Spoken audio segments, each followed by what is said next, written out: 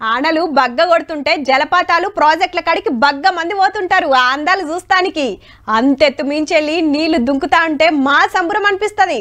మంచిగా ఫోటోలు వీడియోలు గుంజుతారు. అవి చూసి ఇంకింత మందికి పోబుద్ది అవుతుంది. అయితే ఇప్పుడు ప్రాజెక్ట్ కాడికి పోతున్నాం మనం. అట్లని గేట్లు ఎత్తలేదు, ఆడేం జాతర నడుస్తలేదు. ఇంతకు ఏముందంటే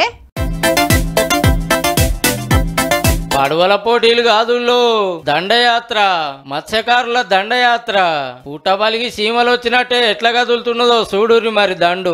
ఇటెన్ని పుట్టీలున్నాయో వెనకాల అంతకు డబల్ ఉన్నాయి. హౌ శ్రీశైలం డ్యామ్ కాన్నే గేట్లు బంద్ చేయగానే పడవలు వేసుకొని చేపల శికారికి బయలుదేరిండ్రు మనోళ్ళంతా. ఇటు చూడుర్రి గడ్డ మీద చూస్తే పుట్టీలు బుడ్డ బుడ్డగా ఎట్లా పడుతున్నాయో. మీదున్నోళ్ళు వీడియోలు గుంజుడే గుంజుడు. మనోళ్ళకు చేపలు పట్టి అమ్ముడే బతుకు తెరువు. 2 వారాల కాంచెల్లి గేట్లెత్తి నీళ్లు కిందికి ఇడుస్తుంటే వరద బగ్గొస్తుంది కాబట్టి చేపలు పడటానికి దిగొద్దంటే సప్పుడేకున్నారు. ఇప్పుడు కృష్ణమ్మ దుంకులాట లేకపోయే వరకు గీ తీర్ల తలిగిరన్నట్టు. ఎన్ని పుట్ల చేపలు పడ్డాయో గాని పుట్టీలు వేసుకొని షికారు చేస్తుంటేనైతే చూసుకుంటే చిన్న సంబరం కాదు, తోవెంట పోతోళ్ళది.